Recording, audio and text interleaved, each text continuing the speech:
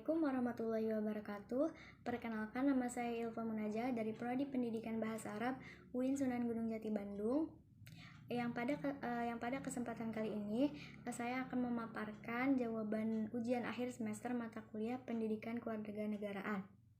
Pertanyaan yang pertama yaitu, di mana letak keselarasan dan pertentangan antara HAM dan agama? Coba jelaskan dengan singkat dan berikan contohnya.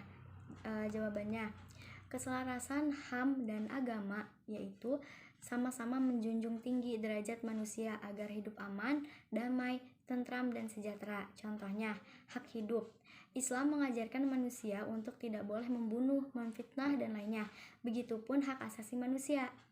Lalu pertentangannya yaitu ketika agama Islam berbicara masalah kemanusiaan dalam bidang hukum Islam, dianggap bertentangan dengan hak HAM atau hak asasi manusia.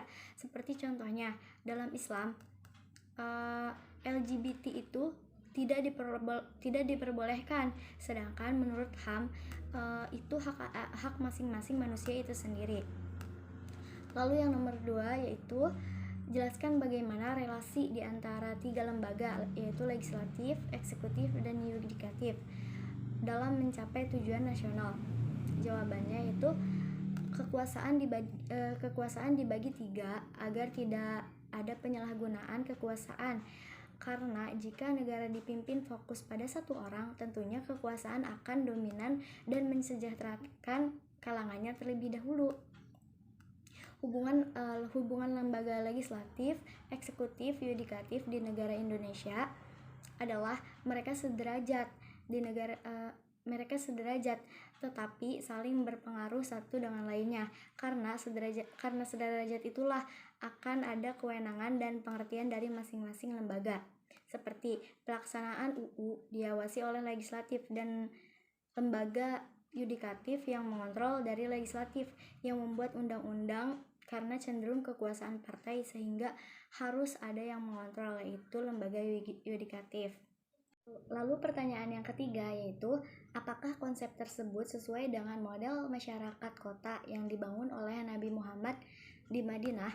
Jawabannya, ya, sesuai, karena Rasulullah pada waktu itu membangun masyarakatnya yang utama adalah terjalinnya agama yang baik.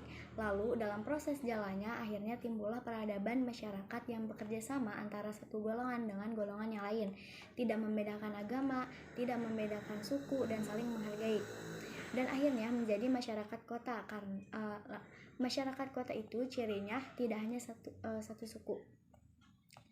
Yang keempat, pertanyaan keempat yaitu, bagaimana upaya efektif mitigasi radikalisme kepada para pemuda?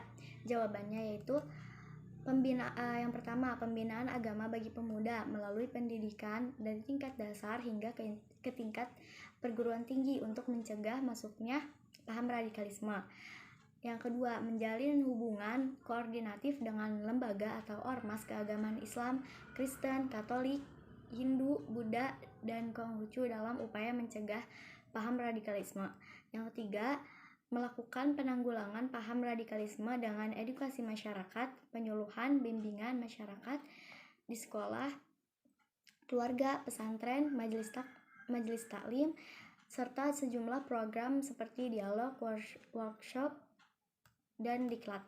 Yang keempat yaitu melakukan pemulihan paham radikalisme yang dilakukan dengan penyuluhan dan konseling, misalnya terhadap ex-napi teroris. Mungkin hanya itu saja jawaban UAS PKN dari saya. Kurang lebihnya mohon maaf. Wassalamualaikum warahmatullahi wabarakatuh.